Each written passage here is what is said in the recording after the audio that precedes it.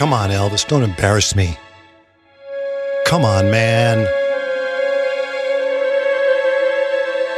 We're live right now on a Saturday morning, for God's sake. I know I'm... Just a second. Mac, are we on the air? We are on. Maybe it's a bad vibe coming from Buzz's mic. Buzz, are you okay? No bad vibes with Elvis and me. No bad vibes. Been trying to get him. As you know, I have a telepathic power here on the Brandmeier broadcast system. I've had it for years. I don't like to brag about it. You know why? Because a lot of people say, hey, Johnny, can you talk to my dead dad? No, I don't have time for that. I only talk to people that are important. Like Elvis Presley or Harry Carey. Those are the two I can contact. But I got to... Elvis, please. I could tell you... Well, maybe he needed his intro music. Hold on a second. I can tell you that I've been trying to get him. He's a little upset, I'm sure of it. The only reason I can imagine he's not speaking to me telepathically, Elvis Presley, is because we missed the anniversary of his death on the exact day. If you missed it on the exact day, he won't talk to me. Now, let me play his 2001 intro. He'd come out and do that. Come on, Elvis, man. The exact date of his death was August 16th. He would be 119 years old today. Close. You think that's close, Buzz, or not? That's close. No, wait. We can't make jokes about it. Yeah, if you're trying to bring him back from the dead, dumbass, he ain't going to come out if you call him 119 years old. And Elvis at 119 look better than you do any day of the week, dipshit. Whoa. Thank you, Billy. Hope Elvis heard that. Yeah, maybe Elvis will come out for that. Okay, I guarantee you Elvis will not come out for this. No, he's not coming out for this shit. Man. Oh, man. It used to be so easy. See, listen. Hey, horns, you're out of tune. Okay. Used to be so easy. You would just go. Listen, you guys. Okay, let's take a break. No, take a break. Let's call it. Let's call it. I think they're good.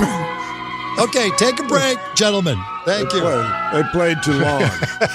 Are you sure the horn section's not dead? Hold on a minute. Maybe I've encountered the horn section from Buddy Rich's old band. Hold on a second. You guys, please. You guys can leave now. It was so easy. We would just go, Elvis, do you hear me? And then Elvis would get on the phone or in the sky or wherever he called in from. I don't know where you're calling from, heaven. And then he would just be with us. But I'm sure it's heaven. Well, I don't know. Yeah. I don't know where Elvis would go. But I'll tell you this. It was simple because we would telepathically bring Elvis in. And then if he was angry, he wanted to do something like he wanted to call Graceland and ask, hey, man, where's all the money going? Elvis, remember? Listen, I'm going to play you something, Elvis. Listen how much we used to try and help each other. You being on the show, coming down from wherever you are. Listen carefully. Good morning, Graceland. Yes, ma'am. I'd like to find something out. Beg your pardon? Yeah, I'd like to find out where all the money goes that you guys make on these Graceland tours. It goes back into their estate, sir. Are you positive about that? Yes, sir. Does every penny of it go there? Yes, sir. It goes for the expenses and back into the estate. Ma'am, do you recognize this voice at all? No, sir. On the other end of the line? What do you mean you don't recognize my voice? Maybe a little song would help. Now, hold on a second. Are we at the Graceland Tours in Memphis, Tennessee? Yes. All right, we're on the line telepathically with a good friend of yours. I don't know, have you ever met Elvis Presley? Yes, sir. What's your first name, ma'am? My name is Betty. How you doing, Betty? I'm fine. Betty, you want to hear a song? I really don't have a lot of time. Okay, we'll just give you a little bit. Just do like I've been trying to get to you, that one you did earlier, Elvis. All right, Johnny. All right. I've been traveling over miles and miles, even over valleys too. I've been traveling and days, I've been running all the way, baby, trying to get to you. What do you think of that, Betty? I think that's beautiful. Now, do you think that's Elvis? That was Elvis. Well, thank you very much. See what I mean? Yeah. Elvis, come on, man. You know you're out there, up there, in there, wherever you are, man. Sorry. She was so sure it's Elvis. Yeah, I mean, she that's my favorite part. It's my favorite part, Buzz. The fact that Graceland Mansion, she's working in Graceland, and Elvis calls from heaven telepathically, and she goes, "That was Elvis." That was Elvis. Yeah, wasn't I met him. I know him. I work here. That's Elvis. That's him. There's no question about it. Let me tell you something. I know Elvis, and that's Elvis. Okay, did you remember that he's dead? You didn't remember that part, though, did you? That he's dead. You can't kill Elvis, apparently. No, that is definitely Elvis. Yes, that is Elvis. I should have said, but, he's dead. But then why would you, but he's not. He's living. Everyone who passes on is living somewhere. Livia the Loca, they're living somewhere. Elvis is definitely, he was not dead. He was not dead. Now, I do remember there was a guy that would sing songs as if people who have passed away in rock. Do you remember that guy, the King? We called him the King.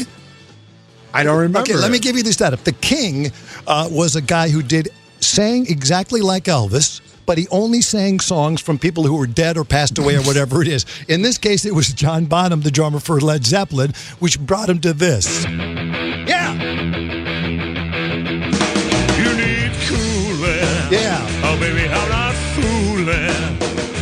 I wanna say, go back to schooling. Way down inside. Oh, honey, you need it. I wanna give you my love. I wanna give you my love. Yeah. I want a whole lot of love. I want a whole lot of love. Yeah. I want a whole lot of love. The King. He still sounds a lot like Yeah, Elvis. it's unbelievable. We got him in studio. Might get to that. He was live in the Love Dart Lounge. He's played during Nirvana, Come As You Are, as Elvis. Try to get to that before we take off today on the Shit Show. Okay, let's go. Let's go. Let's go. Shit show. I said shit show. Let's go. Shit show. I said shit show. 8335 JB Show. Let's go. Okay, let's go. 8335 JB Show. Let's go. Let's go. The quarantine is my lifestyle. I experience almost no inconvenience. Think about it. Shit show. I said shit show. Think about it. Shit show. I said shit show. Think about it. 8335 JB Show. Let's go. Yeah, I'd go back to doing some radio and quit fucking around with Yeah. Maybe. Think about it. You think about it. Yeah, what up? Live on a Saturday morning, ladies and gentlemen. You know the number, 8335JB Show. We're live. We're talking about something you want to jump in on? Jump in on it. There ain't no screener. You ain't a dreamer. There ain't no screener. 8335JB Show. Jump in. If you're talking about what we're talking about, jump in. You want to go down memory lane? You want to randomly ramble? That's what we use the loon line for. 833-JB. 833-LOON line. 833-LOON line. That's the voicemail. 833-5JB Show. It's a direct line to a good time. Jump in the stream and swim. I know the world's gone crazy. I know it's getting crazier by the freaking minute. And, there's almost like nothing you can do when you're watching the news and looking at the news and whatever it is. And you think to yourself, well, there's nothing that's going to throw me anymore. It's almost so surreal what's going on in the world. And then I see the My Pillow guy. The My Pillow guy. The My Pillow guy who has a cure for the pandemic, the COVID-19. He's come up with a cure and he's got it. The My Pillow guy. He's going to make a fortune. Oh, yes. If it's real. Anderson Cooper. You don't have a medical background. You're not a scientist, yet you're claiming this substance, which has not been studied in any meaningful way, can cure COVID, and you have a financial stake in the company. You would profit from it if this is being sold widely. Morally, is that right? It's been tested by over 1,000 people to be safe. Medical tests. Wait a minute, sir. Wait a minute. Stop. There's no public peer-reviewed studies about this. There's no There's no human trials that have been published anywhere. You are telling people that this cures COVID. You have no studies to prove it, and you're saying 1,000 people were tested. I got my own study. When I seen the test of 1,000 people that it was safe. That's all I needed. Here's the weird thing. So I'm walking past the TV and I see, is that the MyPillow guy? I wonder what he's doing. He must be doing a commercial for MyPillow. No. He's talking about a cure for the COVID-19. He's got a vaccine for it, the MyPillow guy. And there's Anderson Cooper going, what the hell are you talking about? I mean, I'm thinking to myself, really, I literally ran upstairs and go, come, seriously? You guys, nothing gets weirder than this. Okay, if you've seen this test, where is it? I've been taking it since April, and I've had over 100 of my friends and family. This thing works. It's the miracle of all time. And you stand to make money from this. How do you sleep at night?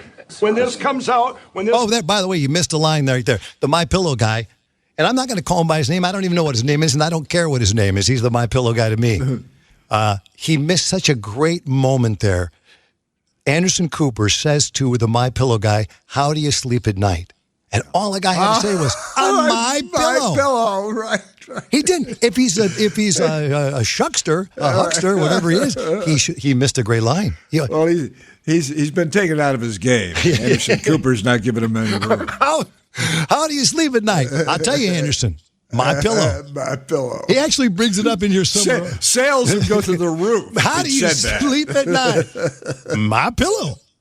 Comes out, this company wanted me because I help people. That's my passion, and I can scale things to get it out to everybody to save our country, to save lives. There's no evidence. To save lives. How are you different than a snake oil salesman? You have no medical background. There's no evidence of the substance. It hasn't been tested in animals or humans. I did my due diligence. I didn't just risk my company. Okay, let me ask you about due diligence, because you run a company called MyPillow. You ran ads that claimed your pillow could help with snoring and migraines and fibromyalgia. Prosecutors in 9 counties in California sued you, and you settled for $1 million and are not allowed to make scientific claims without any proof about your pillows. Oh, come on. Why are we nitpicking? Come on, Anderson. Give the guy a break. So he sold some shitty pillows. Come on. Isn't he appearing at the Republican convention, the MyPillow guy? I think he's slated to speak. Put it this way. You got to know he's got to be there. I hope the MyPillow guy opens it up. Hold on a minute. Let me see. He gets MyPillow one at the end here. You were given your rating from the Better Business Bureau in Minnesota was lowered to an F for, among other things, misleading customers on a buy one, get one offer. That's not a great track record for honesty, sir. How do you mislead someone on a buy one, get one? Hey, you don't give them one. I order one. Wait a minute, Buzz. Let me write this down. What did you just say? You don't give them one. Okay. Let's have a meeting at MyPillow, the corporate headquarters. I got an idea. I'm going to promise people they're going to get 2 MyPillows if they buy one. Buzz, stand up. You have your hand up on the Zoom meeting we're having. What do you suggest? How do we pull that off? You give them one and you keep one.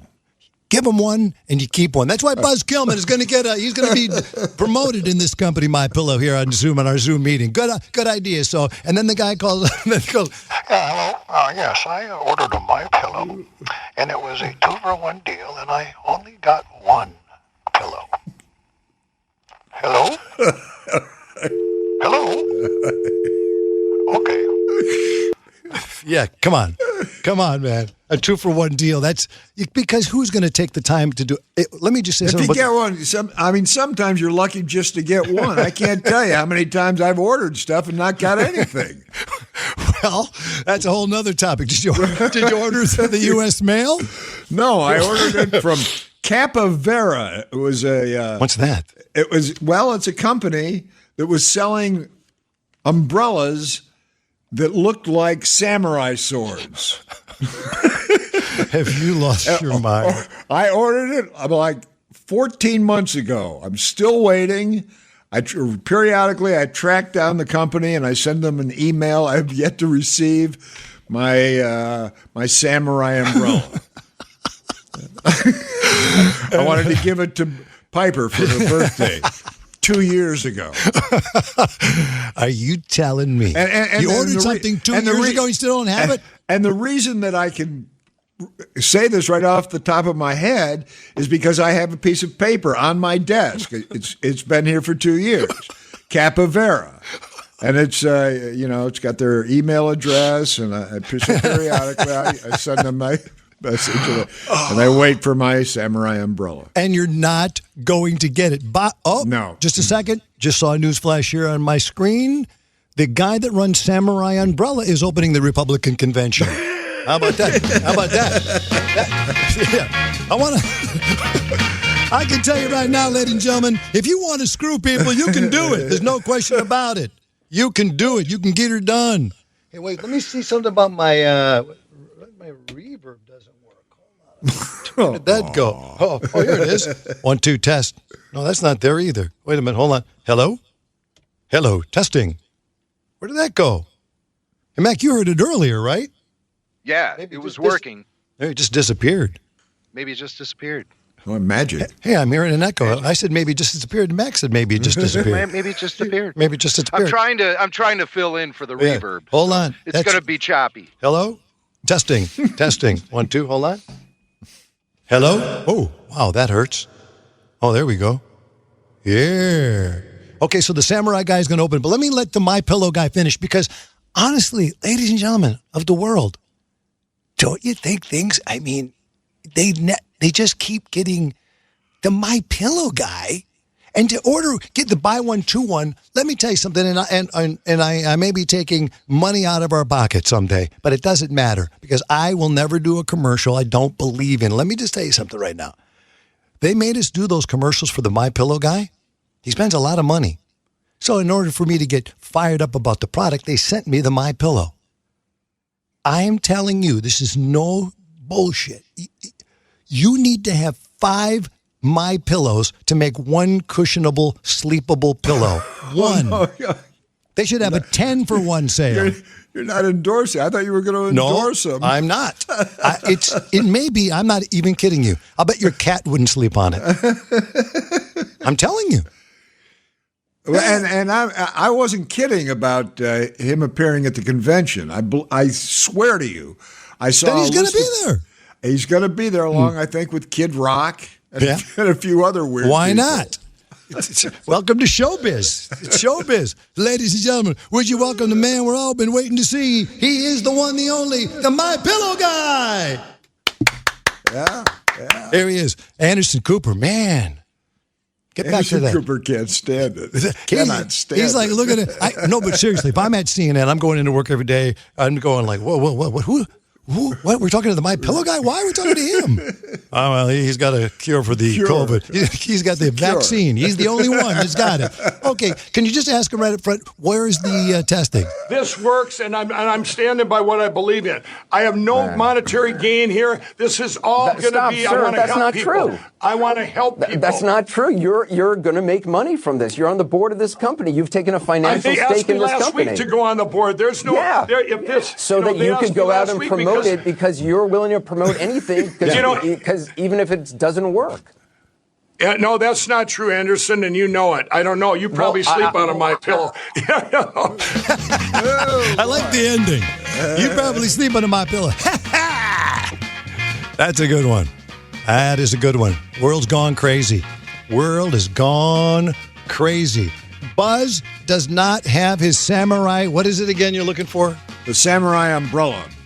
The Samurai Umbrella, which you sent and ordered 2 years ago. Yep. Maybe you can get that. It was actually about 18 months ago. 18 months ago. I still can't believe. Can't you call somebody? You can't call them, but I have their email and address, and I just keep sending them emails, and they don't respond. So. I do believe it's part of the U.S. Postal System's problem. Financial crunch.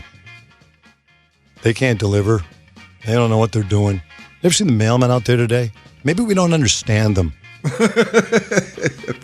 you have a screen? Do you have a screen in your room? Do you have a screen you can bring down? I want to show you a film. You got a screen? Sure. Yeah. All right, let's roll this film. Because really, if you got Congress meeting on a weekend about the U.S. Postal Service, maybe it's the guys who deliver the mail we don't understand.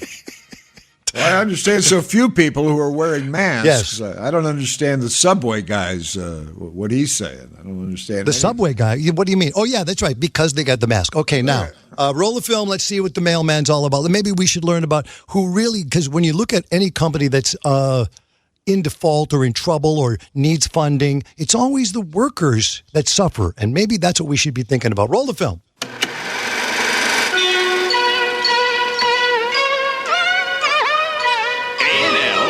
Educational Services present a Nature Unlimited film, The Mailman. Each day while you're at school, the mailman delivers mail to many homes and businesses. This mailman is delivering a package to Tommy's house. It's hard to tell what's in the package because it's wrapped in a plain, brown wrapper. Toy for Tommy's mother. Some mailmen work at the post office. This is Mailman Ralph. He's been working all night to make sure the mail gets delivered. Today is payday. Called a pink slip. He has a gun like a policeman. No, turn this part off. No. Killing lots of people. No. Earns the gun on himself. Okay, that's not. All right. Mailman, good luck with that. Good luck getting I don't ever use it, unless I have to. A letter? Mail? Where are we getting that from? Mail? What? If I could talk to the post office, if I could say to them, if you really want to be helpful to us, just open the letters, read them, and email us what it says. That's right. Just email it to us. Thank you very much. Seinfeld. I appreciate it. 833-5JB show. You're on. I'm going to be dialing for news here in a second. I saw a great video. Loved it. Sturgis continues to be in the news. The bikers were leaving Sturgis and driving through a bison-infested park, and a bison ripped a lady's pants off on the bike. Ripped it off. Right. We'll show you the video. We'll watch it together. After it was over, the bison was walking around with the pants, the lady's pants, on his horn. Yeah. I'm telling you, man. You're looking at a bison in the park, and you're getting closer and closer, and the bison has been humping. I'll dial the news. Let this lady talk about it. She was there, and let's hear her story. She picks up the phone. I picked up the phone on you. Who are you? Go ahead and talk. Where are you calling from? Gina, calling from Spain. Hey, Jean from Spain. Buzz, it's a Spanish lady. Boy, hablo. Yeah. How you doing? Hola. Excuse me. Hola. Hablo. Hola. No, it's Regina in Spain. Oh, Regina. How are you, Regina, in Spain? Nice talking to you. It's great here. And we're in Spain because Italy wouldn't let us in. Now, really, what is happening? What do you do in Spain? So are you just traveling, Regina, and then you just ended up in Spain? You can't get out? What's going on? I don't get it. We retired and we moved here. Why did you pick Spain? And where exactly in Spain? Because it sounds like I've never been to Spain, but I kind of like the music. Remember that? Yes, well, I never been to Spain, but I kind of like the music. And I remember Elvis's version. That's right. All right, hold on a minute. Back to Regina in Spain. Oh, yeah. Okay, so you moved there, you retired in Spain. Was that something you had planned, Regina? Well, we had planned to retire early. Okay. They wouldn't let us in. We couldn't. So we went back and did a little more research, and we decided to come to Spain. And we're living in Catalonia in a small town called Garcia. We're right on the Ebro River. We got about 5 acres of land. I'm picking almonds right now. Listen to you living the dream. That's fantastic. Yeah, it's great. And you know what? I was listening to the podcast from last week. If we get cut off, that's because, my Wi-Fi is a little sketchy here. And Jim Belushi was talking about the Indiana ragweed. Yeah. I'm from Northwest Indiana, and I used to take my brother and his buddies to go down by Rensselaer and pick that stuff. And it was a whole big, mission that we would take out the light bulbs from the interior lights, and you have to drive down those country roads with your lights off. Because if the police saw you driving, if they see headlights out going around the cornfields, they know what you're doing. I forgot why they drive call it. around in the dark, go down there at night.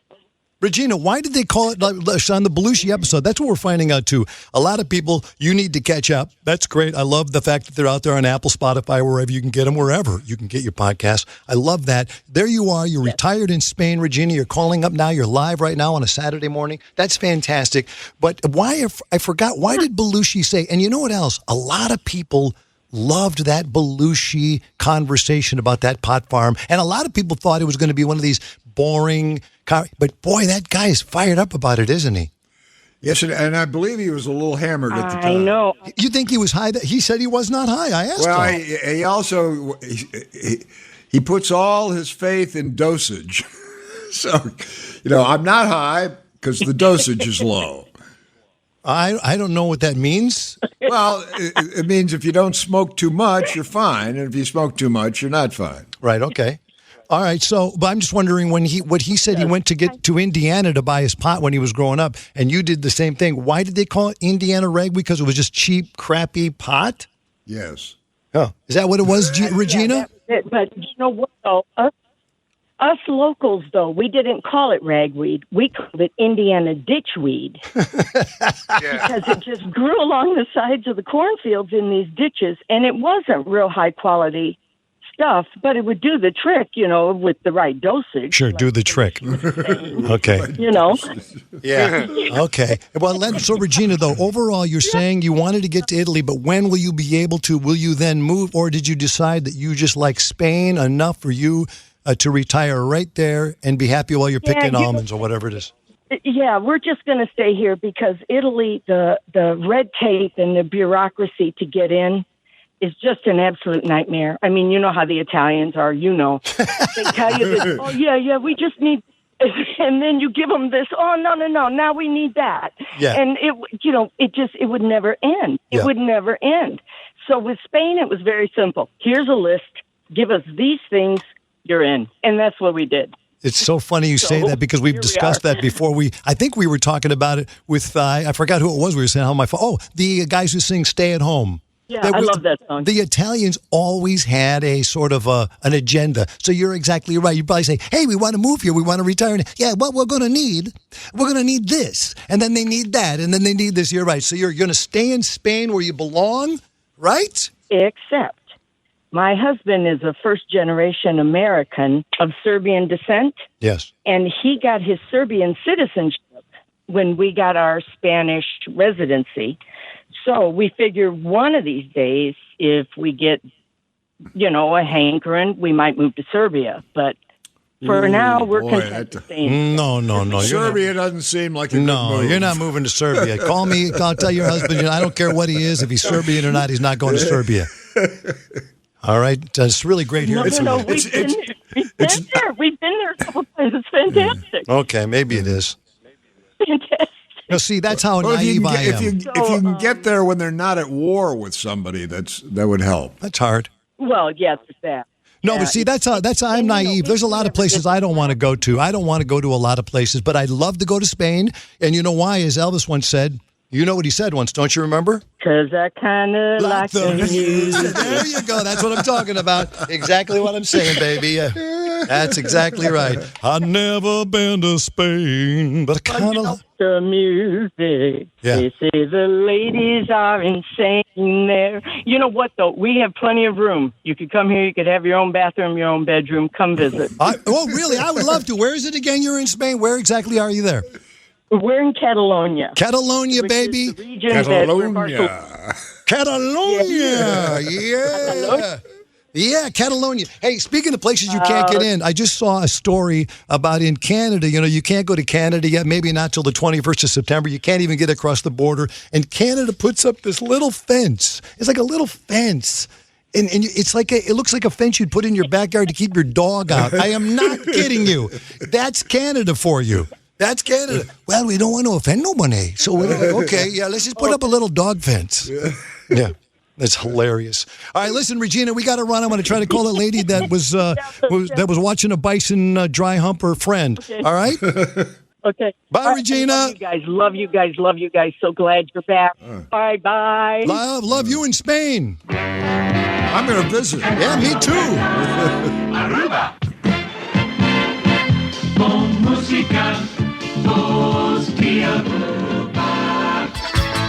Yeah. Hey, Canada, you can't keep me. I can jump over that fence you put up in the back. I'm going to go fishing. You're not going to stop me. Did she just call in randomly? Yeah, 833-5JB show. No, I set that up. What? How long you been with me? I don't know. Yeah, I set it up. It was like right there, the first call. I'm thinking, well, how long has he had this plan? No, I see the lights light up and I just grab them. Yeah, there's Elvis. Oh, wait a minute. Yeah, wait a minute. I just knocked up a button off. I got to call this lady. Dial it for news. Hold on. This song is epic. I thought of the Three Dog Night version, not this one. I mean, this thing builds for it's like a half an hour long. To me, it was Three Dog Night. That's what I was thinking. I didn't even know Elvis did this version until I just saw it. Yeah, it's amazing. Yeah. I'm telling you, if you think I'm kidding about Canada, look at the... Wait a minute. Did you plan the Spanish lady to call in? That's right. Yeah. Regina and I are a team now. It was a seamless call. Yes, that's we're talking. That's called this show, baby. This is a seamless show. Flying by the seat of my pants, baby, every single day. All right, let's let Elvis sing for a second while I dial this Bison lady up. Hold on. Only made it out to meet us. I got to feel it. Must be near. Oh, it feels so good, Lord. All right, here we go. Well, I never been to heaven, but I've been to Oklahoma. Well, they tell me I was born there, but I really don't remember. In Oklahoma.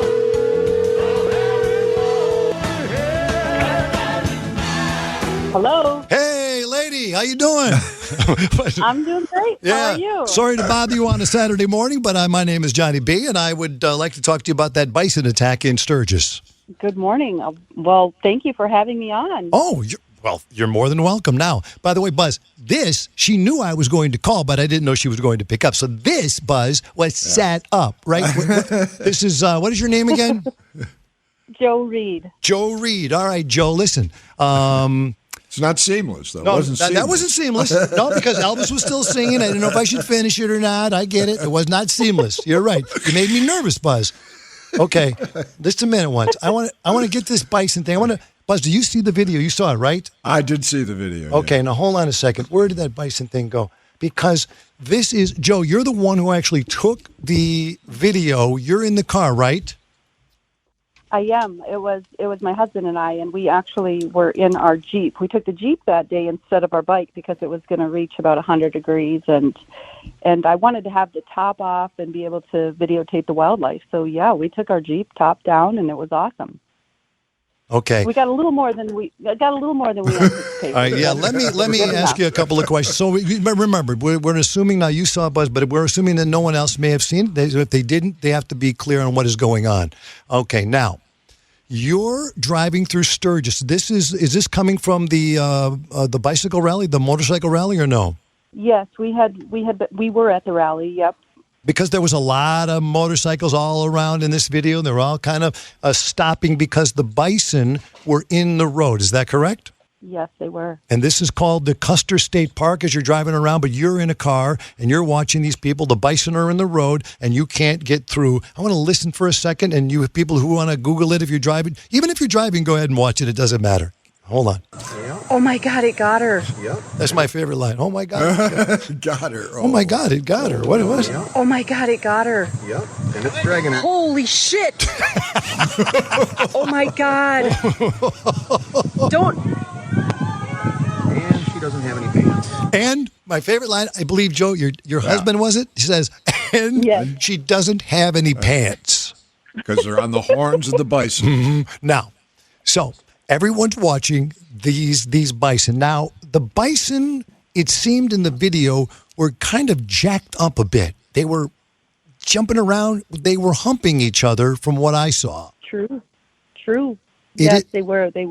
It's mating season, maybe just the end of it. But they were still mating. let's put it that way. In one of the videos, you can actually see her, and just over her shoulder, which is what I was trying to catch, were the two buffalo that were mating. Just over her shoulder, probably not 25 feet from her. Yeah. Yeah, you can see it for sure. And what I was trying to figure out, though, so the bison are humping each other. And I think, wait a minute, I want to make sure I want to hear this because it's funny when you watch it and see you doing this. She has no pants on? Hello, how your husband? And she's got, but your husband said it so matter-of-factly. Yes, I call it's hard. I go ahead, I'm sorry. Well, it's hard to say what's more exciting. Right. I mean, there's so many things happening here.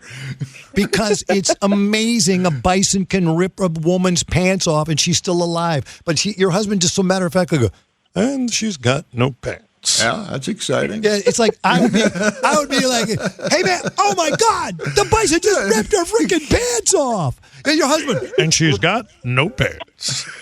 That's how he said it.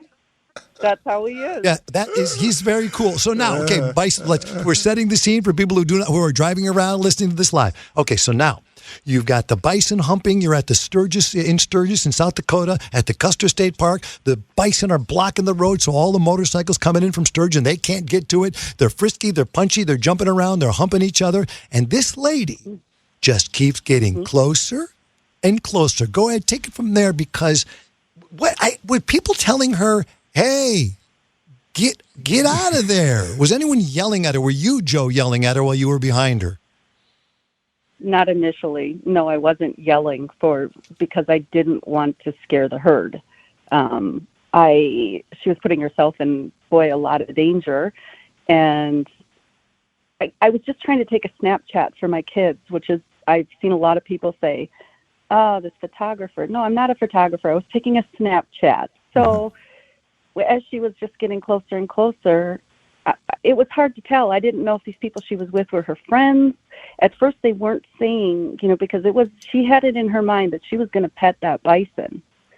Wait. How do you know that mindset? How do you know that that's what she was thinking? I got to go pet a bison. Well, because afterwards, when there was the mayhem and she was laying in the ditch, one of the men in that group noticed that I had been video recording and asked if I would send him a video. And so we quickly switched information. And so I knew who he was. I knew his name and I had his telephone number. And he later told me she just wanted to pet a bison. Wow. It is weird, though. You said something and you just said it kind of quickly, but it is weird how crazy people are on social media. Are you telling me people were dogging you because you didn't shoot it correctly? Yes. I can't because I didn't have it in landscape. Yeah, that's it's just, how can people, nice photography, lady. Are you kidding me? For God's sake. I mean, people are just mean, outright stupidly mean. Okay, now you took this picture, you're there, but going on around you. So those were all a lot of bikers that came from Sturgis, everybody, all the cycles and all of the Harleys and everything. And this lady was getting closer and closer and closer. And then how do you describe, because you can't really tell, how does this bison get her pants off and get him on his horn? There was a moment, there was just a fleeting moment where I knew, just after I said, in fact, I may be about to videotape her death, that the bison, they don't have an outward emotion. They could be mad, they can be happy, you don't know. Yeah. And she was standing there and she was clapping and she almost took her hands out like she was reasoning with them and, kind of put her head to the side. And at that point, the man's name is Manny that was with her. At that point, you can see him go towards her and he asks her to step away from the bison.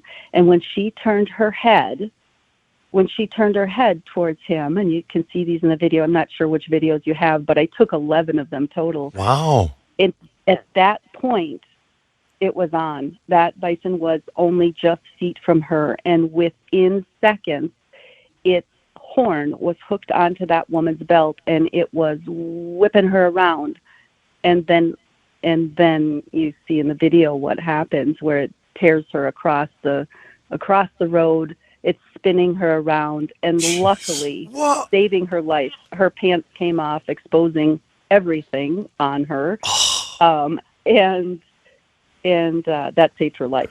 How did that happen? How did those pants come off? I don't understand. Yeah, that's the question. The horn must have ripped into the back of her pants and then pulled them off. Hey, by the way, Joe, I want to make sure, because I did not see the one where she's getting dragged across the road with her pants off. I saw the one where she got your video where she's laying there and then a guy comes over with a blanket to cover her up. Yeah, so a lot of different stations, they picked and chose what they wanted to show. But there are, if you go to Joe Reed, maybe on my Facebook page, you can see. Yeah, no, give that to me clearly. Give that to us all clearly, so people are going to want to see what we're talking about.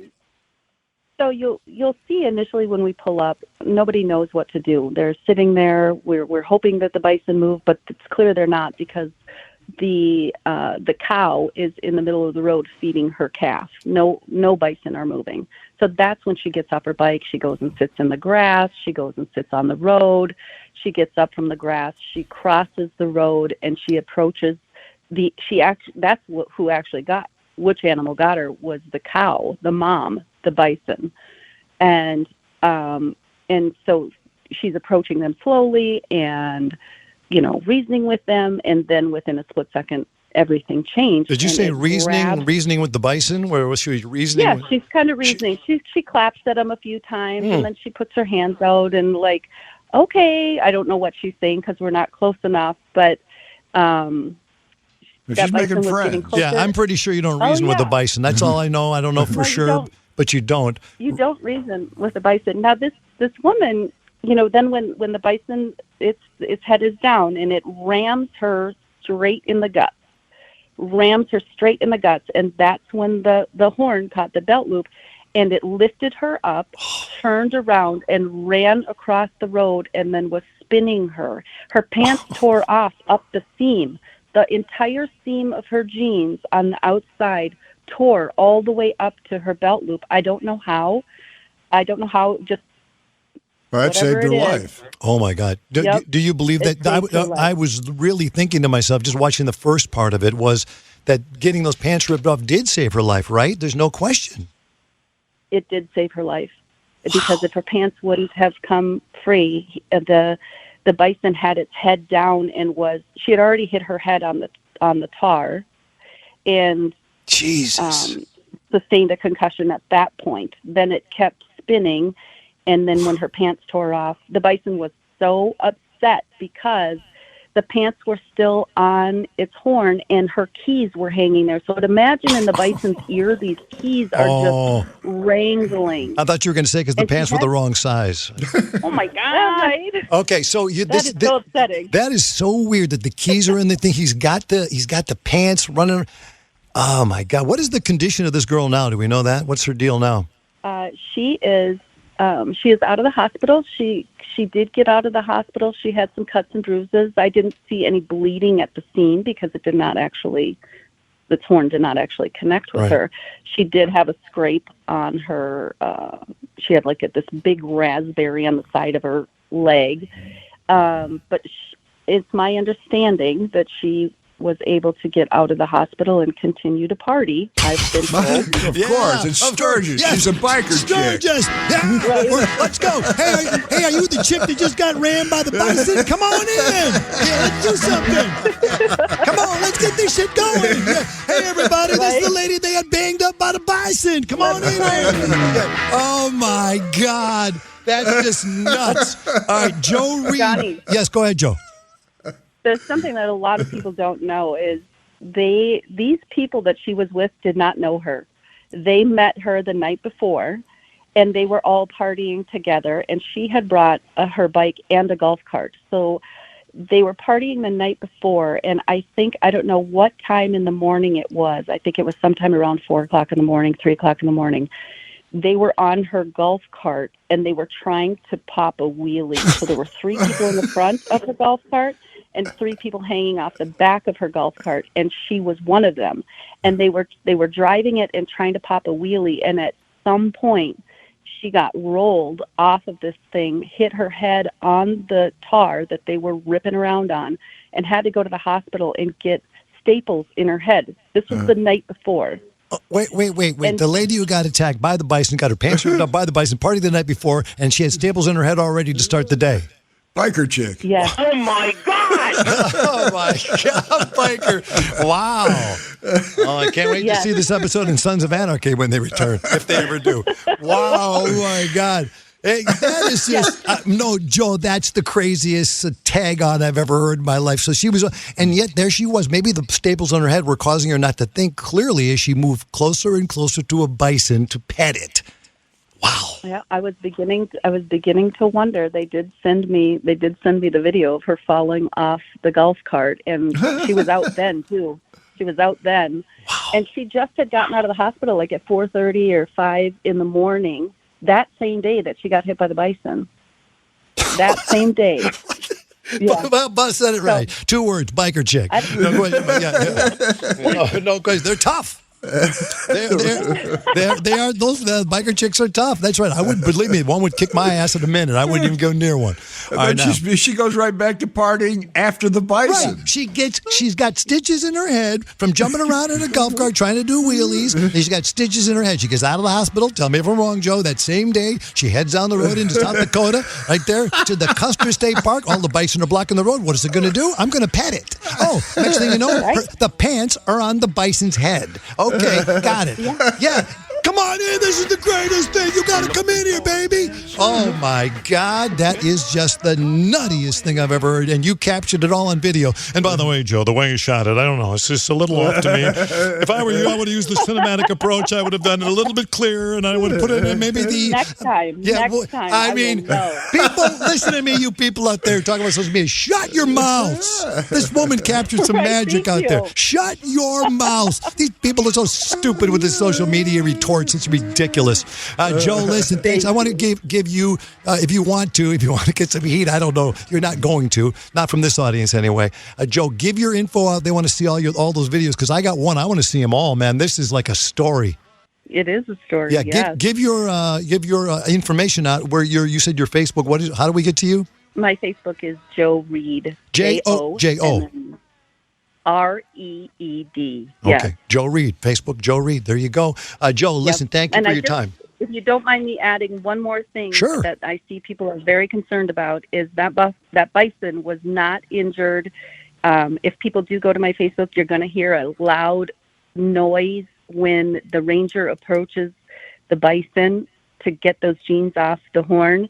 That is a bullwhip. It is not a gunshot. They did not have to tranquilize the bison, nothing like that. No animals were injured. Oh, all right.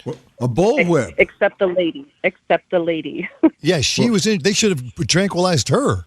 What do you do with the bullwhip? Yeah, what is the bullwhip? They just whip. They made the sound of a whip, or they just crack it. They crack it, and he cracked it like 3 times, and it was very obvious the bison knew him. They were familiar with him. He came through with his big old truck, and he just I don't know what it did, but the bison ended up shaking those genes off of its horn, and then he just picked them up. Get those! Come on, keep that bullwhip away from me. Let's call. Jesus. Yeah, let's call the bison Bill. Not Billy. No. Don't you call that bison Billy?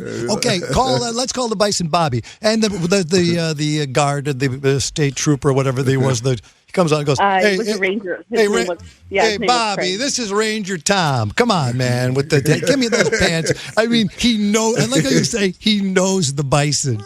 Yeah. He does. Hey, bison, listen, come on, give me those pants back. They're not going to fit you. Give me those pants back. Hey, why don't you go back to dry humping that other one over, that cow over there? Okay? Right.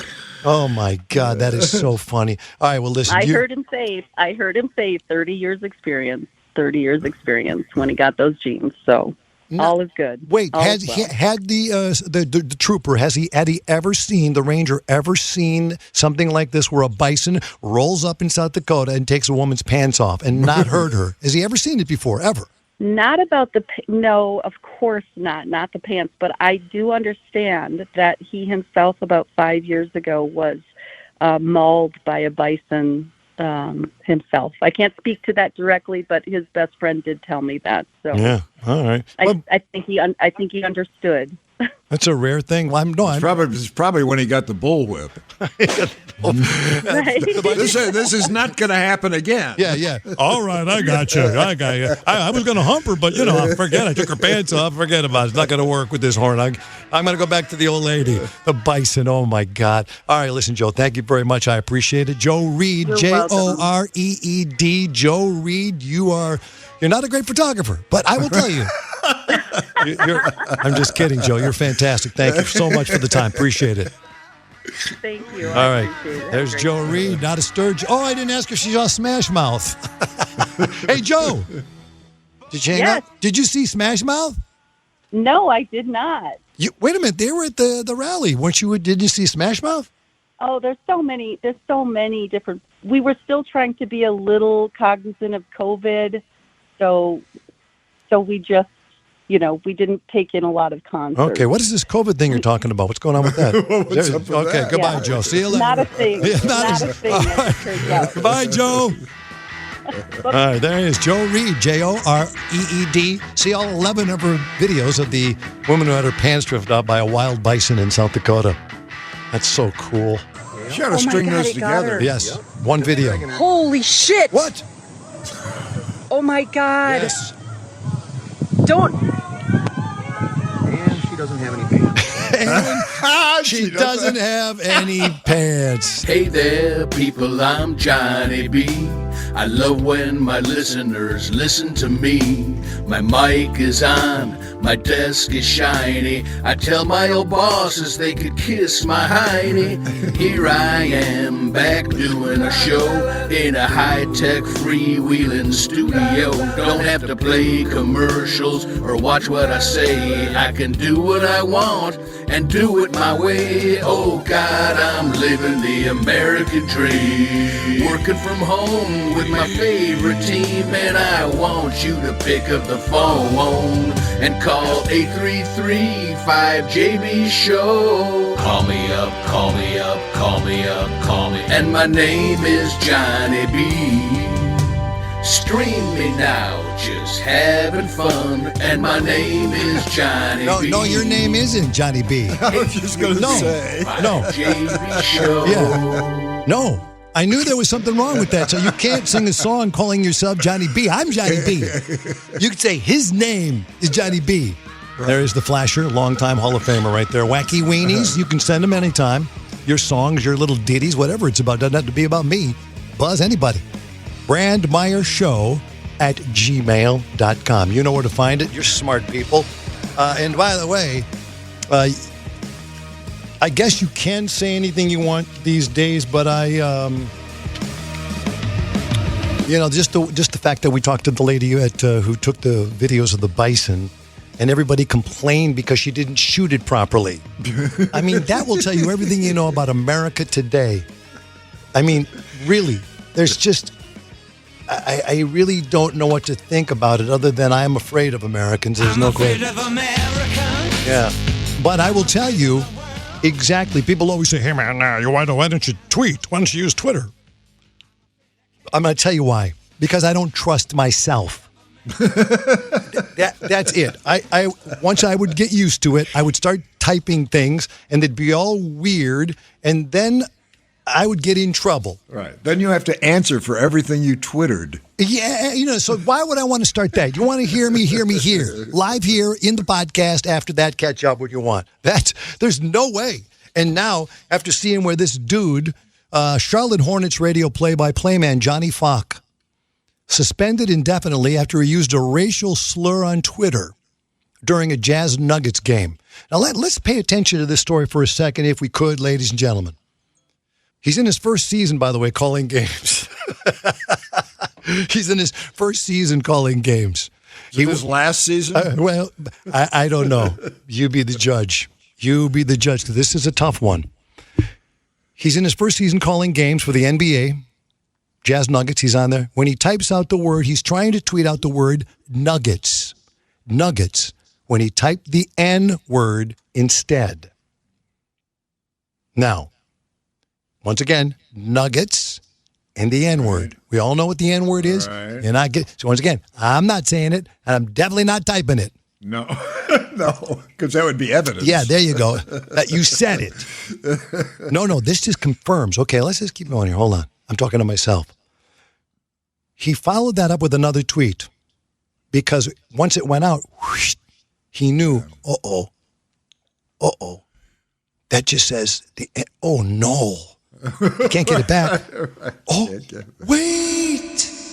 Come back. Oh, no. Yeah. Now, ladies and gentlemen, well, let me get his story first. And how many times have we all said that? Yes, that's what. No. No. Wait. I didn't mean to type that. Okay. So he followed it up with another tweet. He said in his follow-up tweet to the N-word being tweeted out, I made a horrific error while attempting to tweet about the Denver-Utah game. I don't know how I mistyped. I had and have no intention of ever using the N-word. I take full responsibility for my actions. I have been sick to my stomach about it ever since. I'm truly sorry that this happened, and I apologize to those I have offended. Okay? Now, here's the question. Do you fire this guy, or do you just reprimand him and say, dude, you got to be careful? Now, here's the way I'm looking at it. Okay. If the sentence made sense with nugget in it, then you can't fire him. Right. Because it's a mistake. If you take the N-word out and put nugget in, but I can't find the original. Mac, do you have somewhere the original tweet?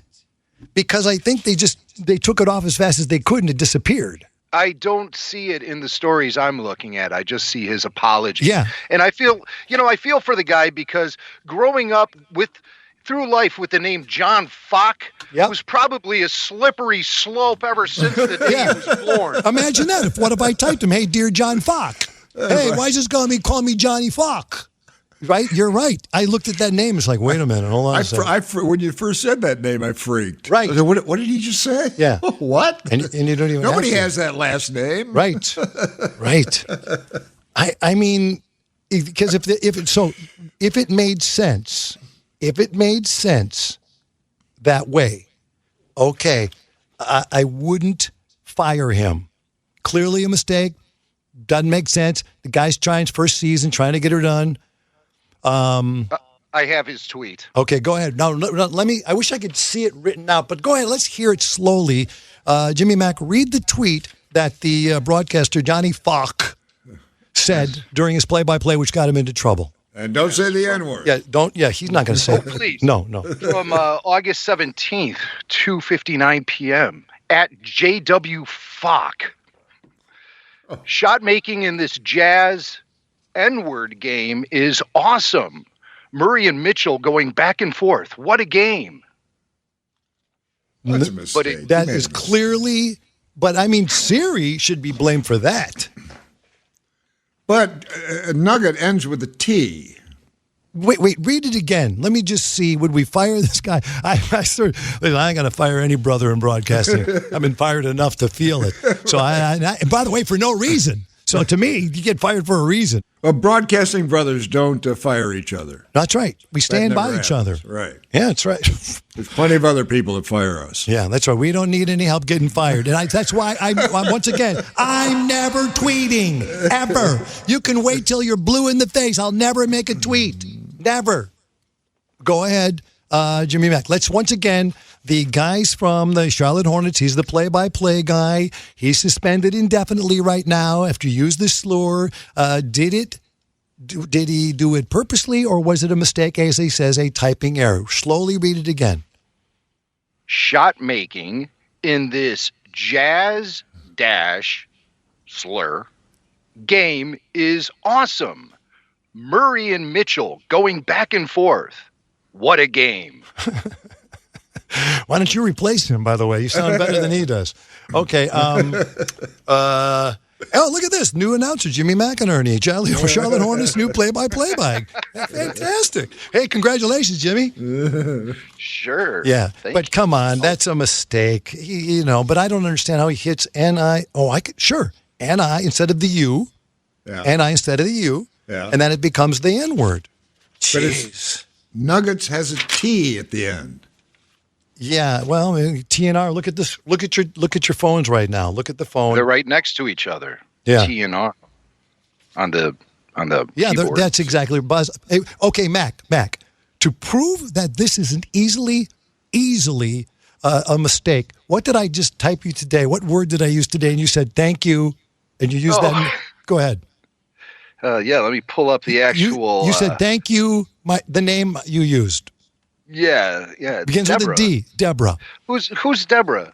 You said it's Deborah. Yeah, that's all it said. Yeah, and then I said it's this, and then I go it's Deborah or something, but I wanted to say it's done, but it was Deborah. Okay, when I'm typing fast, and think about this, couple of martinis in me. Hey, Johnny, why don't you tweet it? Why don't you tweet something out? Okay. Who's going to fire me here? Nobody. Yeah, get out of the basement. Who's going to fire me? Okay, no. So the vote on this is my vote, no go. This guy, no way. He just made an error. No baseball pun intended. And next thing you know, he's suspended indefinitely. He should. That's the punishment? Indefinitely? Indefinitely. Until they figure it out. Come on, it was a mistake.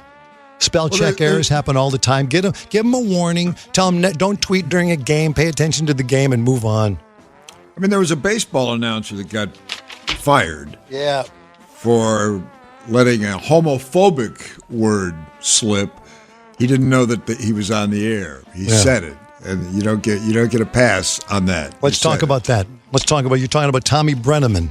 Yeah. Tommy Brenneman, longtime announcer for the Cincinnati Reds. So we got a basketball player announcer in trouble, and now a baseball player in trouble. This is a different one. So once again, this is the open court. You are the judgmentals. Figure it out. Fire him or don't. Tommy Brenneman, longtime announcer, Cincinnati Reds, caught on a hot mic, using, as you say, Buzz, a homophobic slur. He's calling a doubleheader between the Reds and the Kansas City Royals, and he said about the town. The capitals of the world. Reds Live, the pregame show presented by Ray St. Clair Roofing. Okay. Now, I don't even want to play the, you know what it is. It's F-A, I could not find, I searched to find what this, I wanted to know what the slur was. F-A-G. Right. And I couldn't, they did not print it anywhere. Yeah. And well, because the newspaper doesn't want to print it. Nobody wants to print it. Because here's the weird part about that. You can't say, well, I made a mistake typing. But I didn't, what? Because I love how seamlessly he goes back into the game. The capitals of the world. Reds Live, the pregame show presented by Ray St. Clair Roofing. Yeah. Who's he saying that to? His coworker, his partner in the booth. Yeah. Thought it was funny. Oh, yeah. Don't you say, I know what you're saying. Yeah. And then somebody must have said to him, you got a hot mic. Hey, Brenneman, you got a hot mic. You got a hot mic. You just called one of the capitals of the world. F-A-G. So he has to come back. Come back and apologize now. Castellanos to lead things off. Jim Day's going to be taking us the rest of the way through this game. That's right. He's gone. He's gone. Oh, my God. Well, you get caught saying that, you're gone.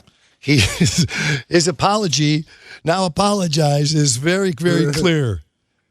I don't know if I'm ever going to be putting on the headset again. Right. Right? He said... it is a mistake. Although in real life, he uses that word. So, but he said it in a mean... He said it in sort of a mean, sort of a tone, There's no other way now to apologize. say it. Yeah. There's no other way to say it. But he did. As soon as you say it, it's mean and it's wrong and it sounds bad and you're fired. My favorite part is that he right out of that, there's a company he's plugging called Ray St. Clair Roofing. I'm sure they were proud to be part of this deal. What? Wait a minute. Hold on. Pull my spot. Capitals of the world. Reds Live, the pregame show presented by Ray St. Clair Roofing. Yeah, there you go. Hey, man, pull my spot now.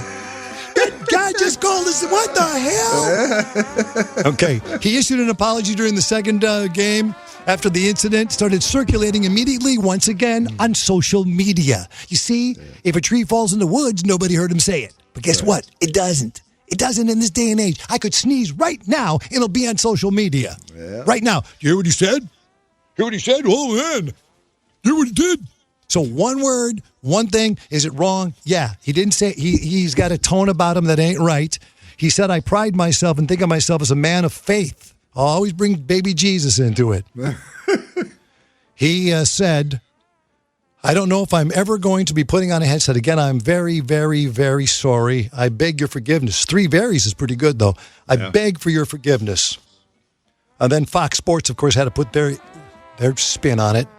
Fox Sports is extremely disappointed with Tom Brenneman's remarks during Wednesday's telecast. The language used was abhorrent, unacceptable, and not representative of the values of Fox Sports. We are moving forward with our NFL schedule, which will not include him. Oh, gee. He said he made a comment he was deeply ashamed of. Let me tell you something about this guy. He has worked with the Cincinnati Reds since 2006 and has been employed by Fox Sports since 1994. Now, if it's a new guy, maybe. He's been there a long time. 25 years. You got a hot mic. You know, I think, Mac, you know that I would tell, even Gina would remind me, I say, anytime you walk in this room with me, assume these mics are hot. Even today I do. It's just a broadcast rule. The mics are around. Don't say something you don't want anyone to hear. He did. Yeah. And just be a good person to begin with. Yeah, you don't care. You're going to Charlotte to be the new NBA guy. What do you care about this? Yeah, that's right. Got to cover my butt. Wait, I think you might be right on that, Mac. The point we're missing is just be a nice guy. Don't say stupid things like that. Let me take care of that. Don't worry about it. Tom Brenneman removed from Fox Sports NFL broadcast after anti-gay slurs. So one guy, the tweeter who tweeted the N-word instead of nuggets, he's safe. Yeah, he's safe. He's safe. Let me see. Is this if you're dialing 8335 JB show, dial it up with what we're talking about? That's the smartest thing to do to get on. Go ahead. The N-word. Hi. Hello. Johnny? Uh-oh. You sound like Pat. Hello, Johnny? Is this Pat? Yeah, it is Pat. Isn't that weird? Because yes, go ahead, Pat. Turn your radio off. Or your stream I'm off. listening to you. Yeah. What we're talking about? That's the smartest thing. Wait a minute. Yeah. I'm calling because I can't get through on the loon line. It keeps saying it's full. Oh, yeah, I'm sure the voicemails. 2 weeks now. No, yeah, I'm sure we got to clear that out. Okay. Okay, do you want to complain? If you want to complain, I'll put you on hold, okay? No, I have to. I can't do it live.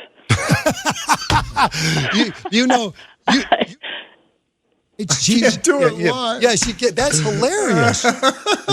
Hey, Pat, okay, well, we'll try to get the voicemail clear. We got to get that clear. I'll make a note of it. But I want to also tell you, I saw this, I thought of you.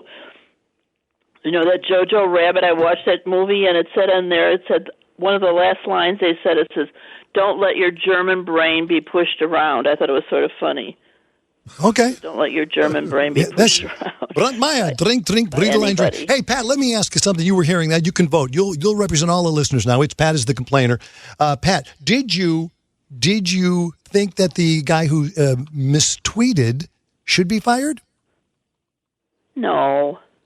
Okay. Do you believe the man who used the baseball guy, right? Yeah, and the baseball guy used the gay slur. Do you think he should be fired? I don't know. Oh, okay. I don't know. I didn't hear the whole thing. You know what I did? Because I'm so old and stupid, I turned on your show, but I turned on an old show by mistake. So I thought, no, this is from last week. Yeah, that's so weird. I didn't hear the beginning of your show today. It is weird how you have to go, ladies and gentlemen, just go to the live button on brandmeiershow.com. Hit that live button, and you'll know that we're live for that Saturday. We send out reminders, but if you want to make sure you know what's going on, brandmeiershow@gmail.com. All right, Pat, I'm going to hang up. We're going to clear voicemail. You can complain all you want, okay?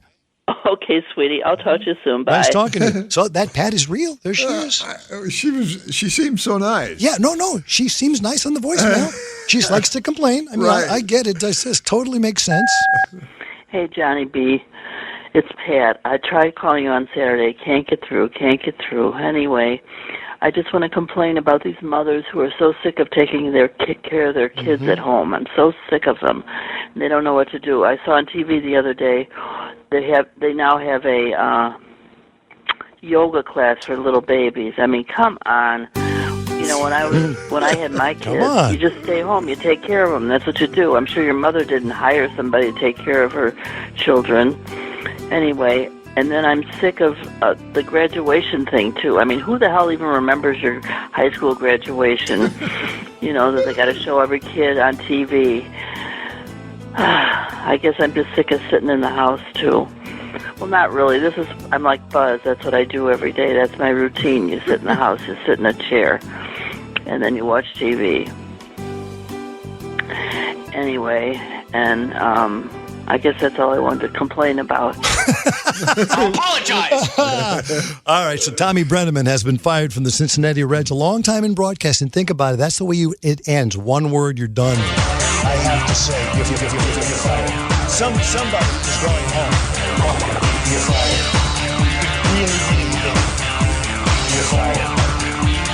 Don't blow it. Now apologize. Now apologize. You're fired. You're fired. You're fired. You're fired. Now apologize. You're fired. Yeah. We're going to be talking to a world record holder today. Hey, Pat, are you there? Hey, I'm here. It's Pam. Oh, I'm sorry, Pam. Hello, Pam. Yeah. Is it Onan? Onan. Yep, you got that exactly right. How about that? I got one thing right today. Fantastic. Pat Onan, ladies and gentlemen, of Hastings, Minnesota. Don't say the name of your world record yet, because it's so astounding. I can't even I know the answer, but I won't say it. Yes, she does know the answer.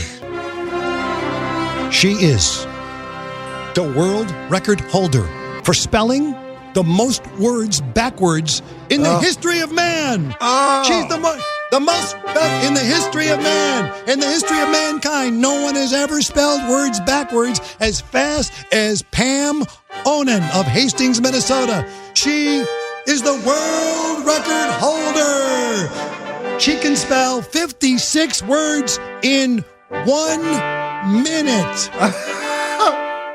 Hey, Pam, how did you get in the Guinness Book? What did you have to do to get in and become the speller of the most words backwards in the history of mankind? What did you actually have to do? I looked up on the Guinness World Record website and saw that there was a record, and I thought, okay, I'm going to try and beat it. So you're sitting around thinking to yourself, hey, I can spell words backwards really fast. I wonder if there's a world record for that. Is that accurate, what I just said? That is accurate. Yep, you got it. That's so weird. How did you get to be so proficient in spelling things backwards? How do you get started? I think I just attribute that to OCD. There's really no other way, I think, when I hear words and then I start to think, oh, can I spell them backwards? And then the OCD train just keeps going and going. Oh, my God. Okay, but Pam. So this was going on since, how old are you now? May I ask that question? Yeah, well, I'm just over 50. Let's just go with that. When did the skill begin in your brain? Probably by middle school, I would think. Do you ever have that like running commentary in your head where you hear like yourself talk to yourself? Yes. Are you one of those people? Absolutely. And that's me. But then my running commentary would hear a word, and then I would try and just spell it backwards, and then spell it backwards faster. And then, so I'm used to like hearing the words at the same time and spelling them. And I think that was the skill that let me go get that record. The record was, I'm going to just be a little bit boasty here. The record was 39, and we improved it by 14. That's a huge jump. Nobody's going to touch that record. No, this record will go untouched. In the history of the world record holder for spelling, once again, the most backwards words in the history of mankind. Can you even saying that just seems stupid. When you say, yeah, I'm in the Guinness Book of World Records. What are you in there for? Oh, you're a long jumper? You shoot a gun? What do you do? No, I'm in the world record in the Guinness Book for spelling the most words backwards. backwards in the history of mankind. That's just the weird. It's so weird. It's weird that you had this talent, and did people say to you at any point, Pam, hey, you know what? They're in Hastings, Minnesota as you're growing up. You know what you ought to do? One day you're going to be able to break a world record. Anything like that? Like you should show people that skill. No, no. And honestly, it's something I kind of just kept to myself because, I mean, admittedly, it's weird. It's embarrassing.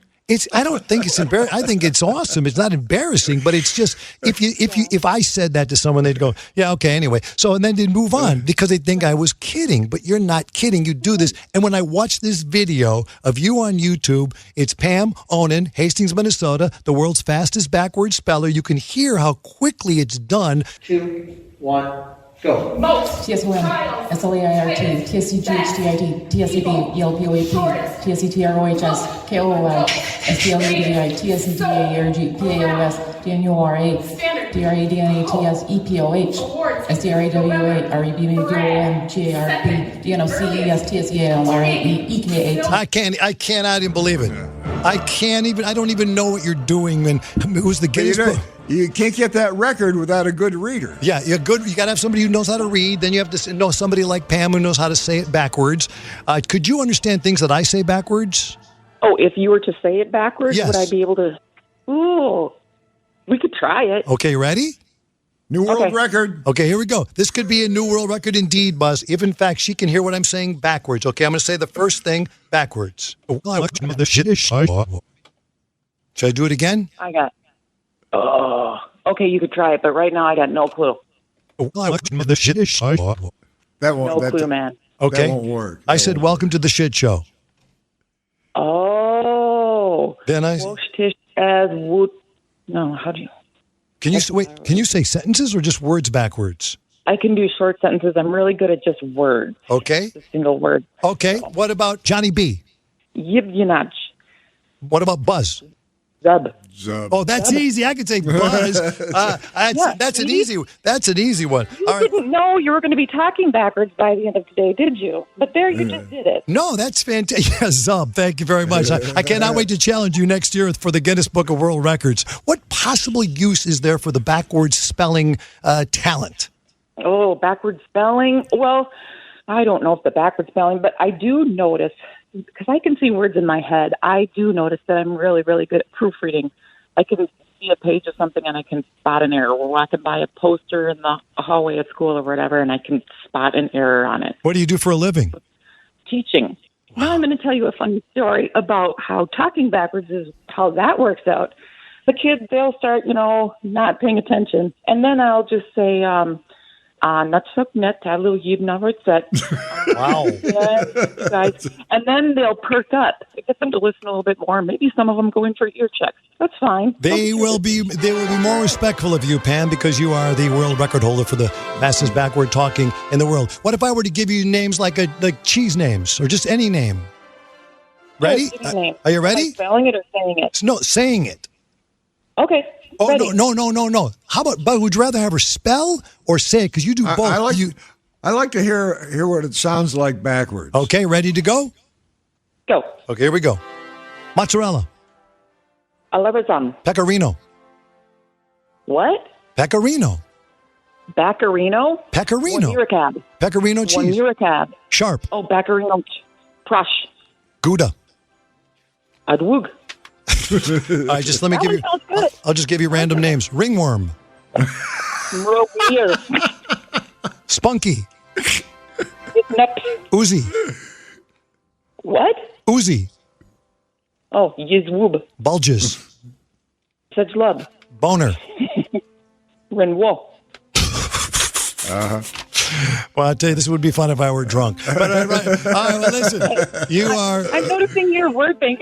You don't even want to hear supercalifragilistic. I thought you'd have asked that one for sure. Okay, let's do supercalifragilistic to the world record holder. Go ahead, please.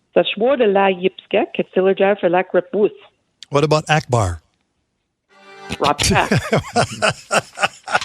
Oh, my goodness. Pam, it is a pleasure talking to you. Congratulations on the world record that will never be broken. I don't think anyone would want to break it, and no one should break it. Thank you so much, Pam. I appreciate your time today. Thanks. Thank you. All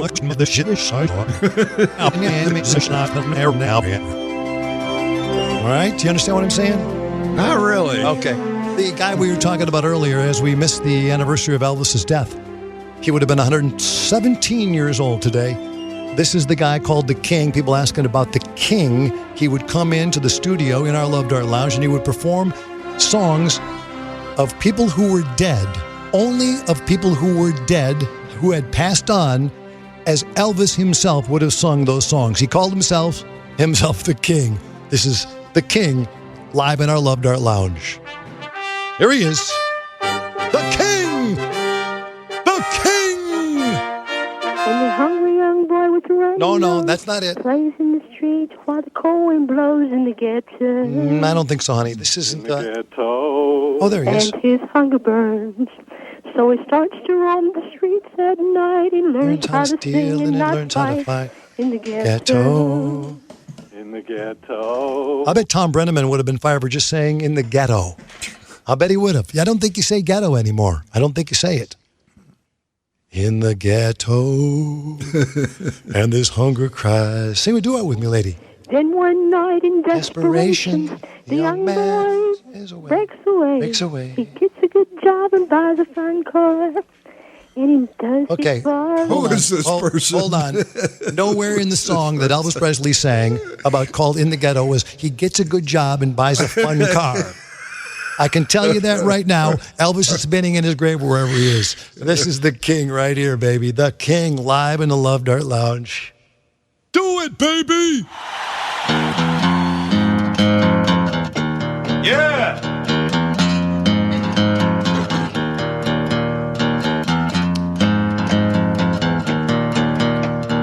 Come as you are, as a friend, as I want you to be, as a friend, as a friend, as an old enemy. Take your time, hurry up, the choice is yours and don't be late. Take a rest, as a friend, as an old memory. Memories, yeah. Memories, yeah. Memories, yeah. Calm, doused in mud, soaked in bleach, as I want you to be, as a tramp, as a friend, as an old memory. Memories, yeah. Memories, yeah. Memories, yeah. Well, I swear that I don't have a gun. No, I don't have a gun. No, I don't have a gun.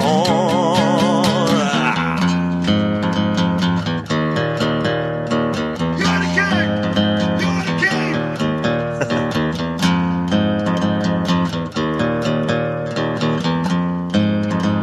Keep Kurt Cobain on you, though. Keep him out. Solo! Solo!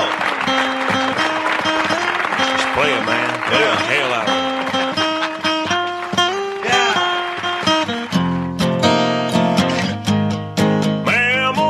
Memories, yeah. Memories, yeah. Memories, yeah. Well, I swear that I don't have a gun. No, I don't have a gun. No, I don't have a gun. No, I don't have a gun. No, I don't have a gun. No, I don't have a gun. No, I don't have a gun.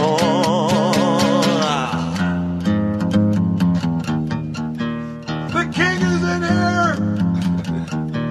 Memories, yeah.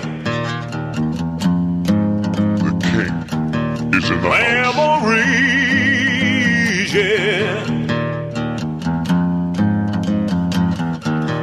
Memories, yeah.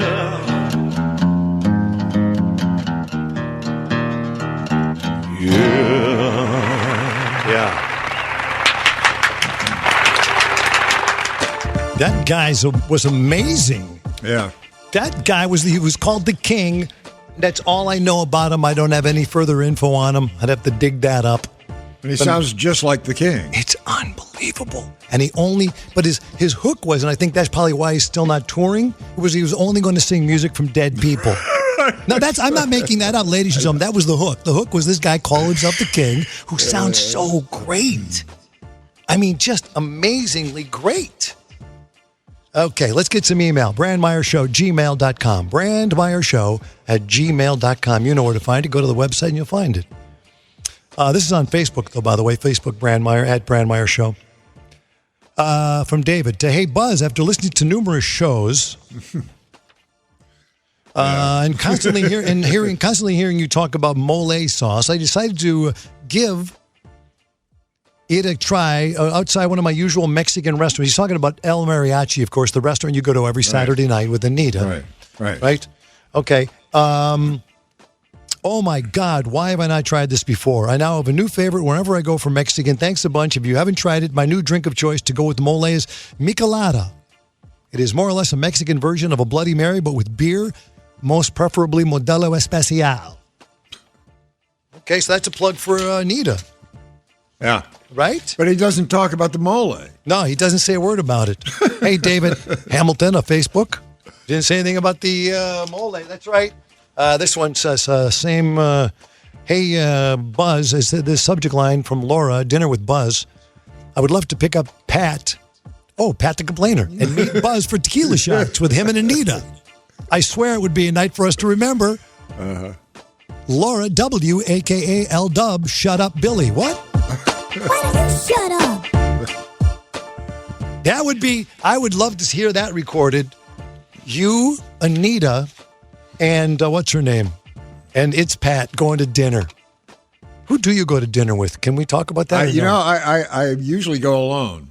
Okay. When Piper's available, she'll come with me just to babysit me. Okay. All right. And tonight I'll probably be with Piper. She'll probably go to dinner with me. Well, that's good. I thought she ran away or something. No. Well, the kids run away anymore? Not really. Especially with the COVID thing. Right. You're in trouble if you run away. That's right, kids. Where are you going to run? Right. You want daddy and mommy to take care of you. Where are you going to run? She did stay out in the suburbs for a couple of weeks with a friend of hers, and she does what she wants. Yeah, okay. It's like she's 19. She does what she wants. If you need a sitter, or you're going to need someone that can actually not be killed by Piper with her martial arts skills. She can kill you. That's if right. She wants to. Of course, if she wants to. Hey, I am watching a show, Pick to Click. Oh, by the way, I've got to ask this question to anyone, ladies and gentlemen of the world.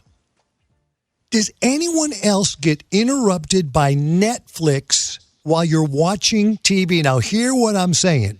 You're watching regular television, regular TV, whether you're watching Hulu, you're watching Xfinity, you're watching a regular broadcast on a cable, and all of a sudden in pops a advertisement. Now, sign up to Netflix now, 30 days, and you can't get it off the screen. You cannot get it. You can't turn it off. You can't. So, and then you have to turn the TV off. I turn the TV off. It pops right back up. Now, what I believe is I've been hacked. No question about it. And here's the weird thing. I thought it was when I was watching Hulu, I thought someone at Netflix had hacked me to turn off Hulu and watch Netflix. Right. Doesn't that seem logical, right? Yeah, but it seems insane. It doesn't seem like you should be able to do it. They should not be able to do this. I've been hacked. There's no question. So but who hacks you? Netflix? They're not hacking people. Okay, what? Listen, I don't know. I've never heard of this. Lady, please, anyone, we're live right now. It is Saturday morning, 833-5JB. Show up. Anyone has had that happen to them, you can let me know. But now you'll probably just be calling to lie about it. So here's the thing. But let me just ask this: Are you a subscriber to Netflix? Yes, that's the weird. Yes, I have Netflix. So there's no reason for them to be. Who's doing this?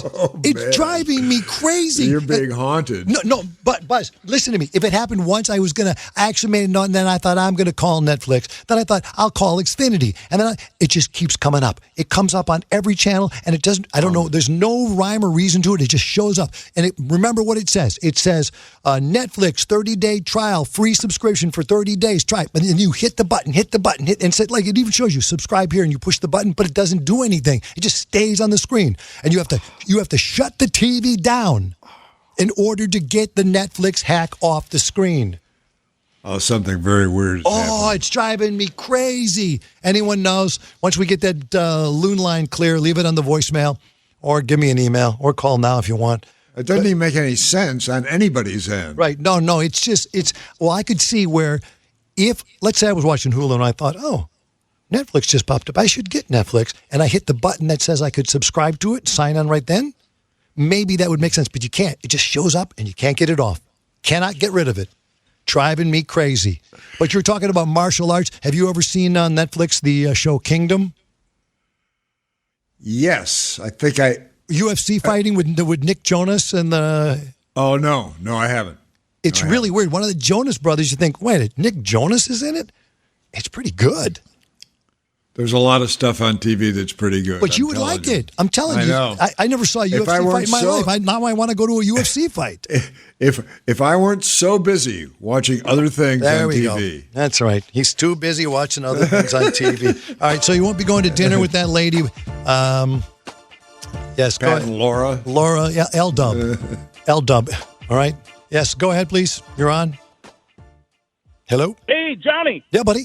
This is Emo. Emo from? Actually live up in the Belvedere area. Oh, I used to work at the Yellow Brick Road. I worked in Belvedere. Did you? Oh, excellent. Do you know where I worked? Bars or where? No. I worked at the Cherryvale Mall. Inside that mall, they had a radio station called the Yellow Brick Road. Never knew you worked there, buddy. That's awesome. I did. Thank you. So many great stories and memories of you. But hey, I was been listening to you live all the time, and the other day I had my wife start listening to some of the recorded podcasts, and you started talking about the car washes, and she's like, "Oh man, you should call and tell them about the story you and I in the car wash. You know, we dropped the kids off at Sunday school for church, and went and got the car washed." And she's like, "Hey, come in the back." We end up hooking up at the car wash, right? Then the next week we listened to the show. Wait a second. Hold on there. You said you and your wife had sex going through the car wash. Yes, sir. Absolutely. Wow. Inspired by the show. Yeah. Shit show. Thank you. Yeah. But then you started talking about cameras. Yeah. And she gets all freaked out. She goes, "Do you think they had cameras back then?" Sure. I'm like, "Oh, I hope not." That's right. I'll bet they did. Hey.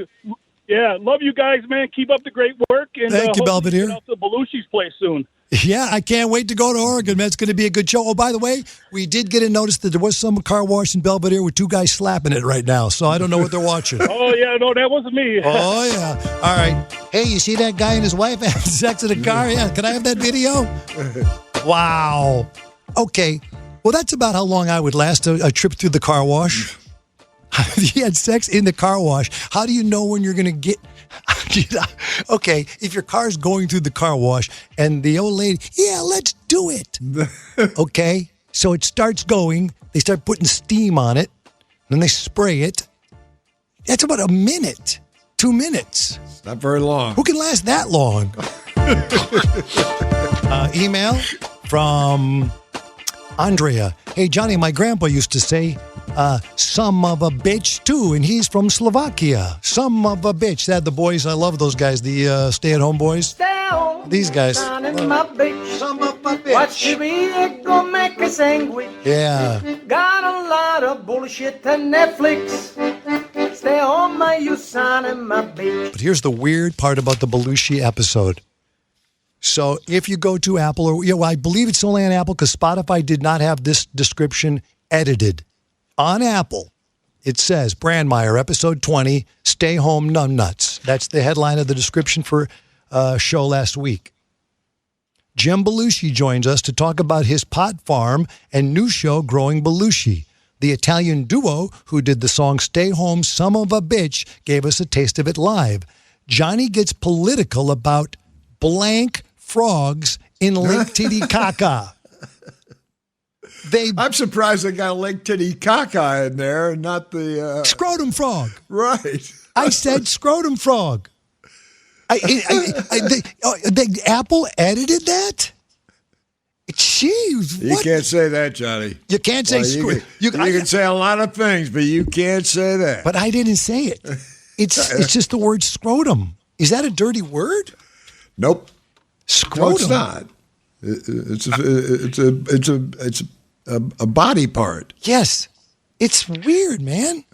I think it's because you got political about it. And Apple stands, they're on the other side of the aisle when it comes to the scrotum frog issues. No, wait a minute. Do you think the word political? No, that wouldn't have turned them off. No, they like scrotum frogs. That's just. I don't know. I saw that. I thought that had to be a joke. Why would you do that? Why? I mean, once again, I stand by the scrotum frog. The whole discussion in the last episode was very simple. These scientists are trying to save scrotum frogs, and they could be trying to save us from COVID, but yet they're trying to save 2 remaining scrotum frogs.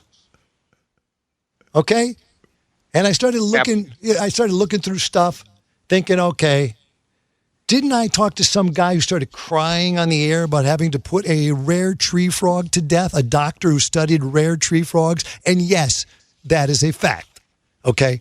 He was very, very serious about it. This is 20 seconds of this doctor who is saying, basically, Dr. Joe Mendelson, who put to sleep one of the last rare tree frogs in the world. There are only 2 of these frogs in the entire world. I'm not making any of this up. And now there's only 1? Now there's 1. And Dr. Joe had a very difficult decision to make. He used a needle to kill the frog, and killing the frog was the hardest thing he ever had to do. And he had no decision but to kill it. This is Dr. Joe Mendelson. It may be supposed to give me a different perspective on how I feel about the scientists taking care of the Titicaca lake frog, the Lake Titicaca scrotum frog. It doesn't. But here it is, 20 seconds. Is that the hardest thing you've ever had to do as a doctor, just put a needle into a rare tree frog? Without a doubt. All the things you're a doctor, that's the hardest thing you ever had to do. Without a doubt. Did anyone say, no, let's let it just die naturally? Dying naturally meant suffering from what we could see. How do you know the frog is suffering? How do you know it? You've been watching frogs my entire career. It's just, I use the example of dogs because we can all look at a dog and tell when it's suffering. Yeah, that's right. Because we all spend our whole life around dogs. Okay. Why? What was wrong with the frog? It was starting to lose weight, holding its head in the wrong direction. It was listless. And it just. And he gets put to death. And he gets killed. I did that yesterday. No one tried to kill me.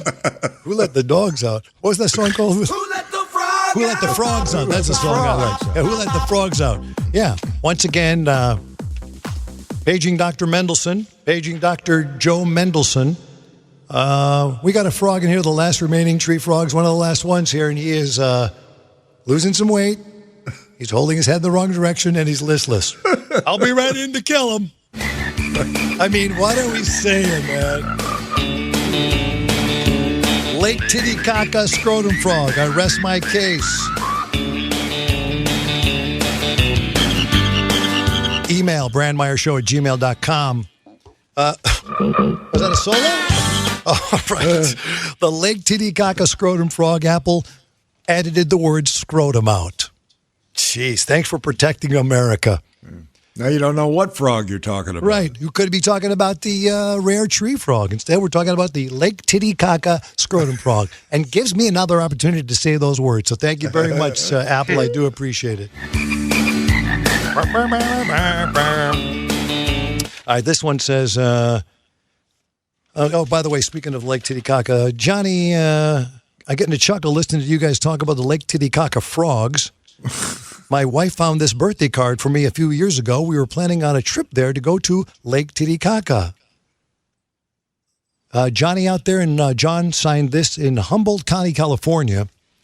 And it says, happy birthday to a suave, sophisticated guy who's going to show me.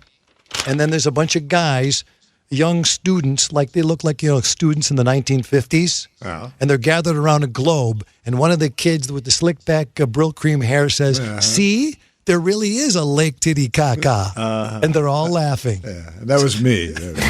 That was me. You know what I used to do with my pal Greg? I can't say his last name anymore because I think he threatened to sue me.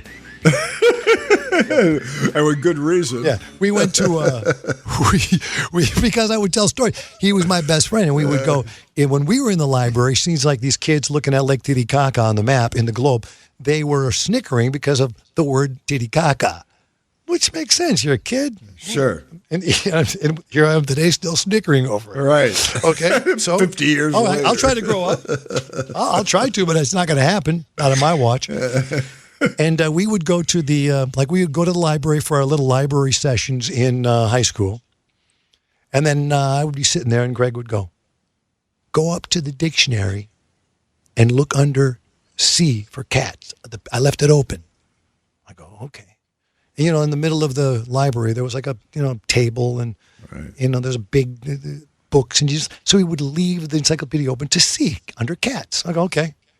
And when I get up there, he's drawn dinks on all the cats. And on my CD, I don't know if anyone has the CD, there's a dink. I drew it. The CD's called Dink. That's what we used to draw in the books. In the books on all the different pictures. He'd go like this, look under Hitler. And there's Hitler with a big boner that he drew in high school. What is wrong with us? Or was wrong with us? Oh, no, or still is wrong with us. Here's some David says, I just finished episode 20, a great interview with Jim Belushi. I'd love to hear your story about the frozen brownie in more detail. Oh, yeah. I was telling him, and I love when I was telling Belushi that in episode 20, I was telling him about the edible that I grabbed because Lisa was going through cancer and somebody gave her some pot, right? Yeah. And so came home one night, there was a chocolate pot cake in the freezer. Came home one night from, going out. Wait a minute, is this pot talk? I guess. I don't know if it is. I don't know why. But I guess. And we came home and we just said, there's a chocolate brownie. I'm going to grab that. I just grabbed a chunk of brownie, ate it, and went to bed. Yeah. And when I was telling Belushi this, as I got to that part right there where I said I ate it and went to bed, he went, whoa! Never eat the edibles that are not sanctioned by whatever it is. Never eat, he said, homemade edibles. Never. Don't do it. And so the story, David, to answer your question in detail about my frozen brownie was, I told Belushi that I thought my legs were gone. And wasn't kind of a joke. I remember waking up, I wanted to go to the bathroom. And I got up, and I felt like, and I'm going, Lisa, my legs are gone. What? I said, my legs, they're gone. I don't know who my legs are. I was freaking out.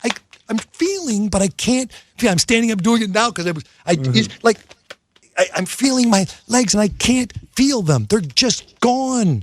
They're like I'm walking in the sky and I'm trying to get to, I am not kidding you, man.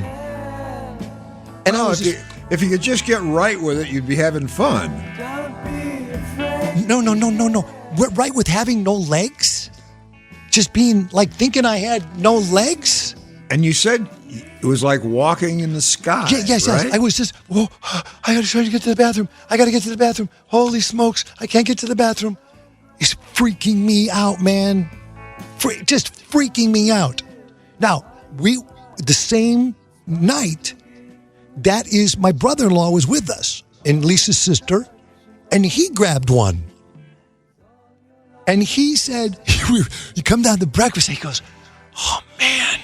I don't know what happened. I think my legs were gone. I said, what did you just say? He said, I think my legs were gone. I go, oh my God, that's what I felt, man. And Belushi clearly states, no way. I wouldn't go near that. You could tell me I never in a million years would I do an edible again. Never. Or even well, it's a whole different effect, an edible, when you ingest that stuff, and it stays with you forever. Do you do edibles? No. Okay, there's no way. Now, I did promise, I said I'll never smoke pot, but I did promise Belushi if we go to Oregon to his pot ranch, which, by the way, his Discovery show is on, Growing Belushi. Take a look at it, man. You'll see it's for real, man. I did promise I would smoke that cherry pie pot because it's supposed to be the greatest thing for calming everybody down in marriage or whatever it is. I don't know. I don't know really what it is. It was a marriage counseling drug, right? Something like that. Counseling pot. Something like, yeah. I'm not really sure exactly what it was. I'm really not.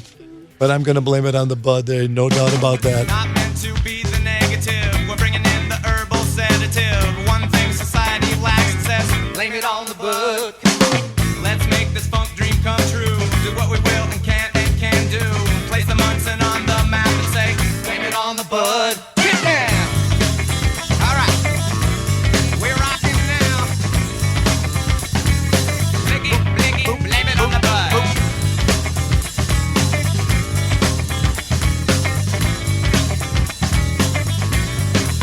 Come on, Jake, pump it.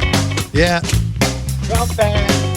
Another email real quick. Bulletin, I have a bulletin. Bulletin, I have a bulletin.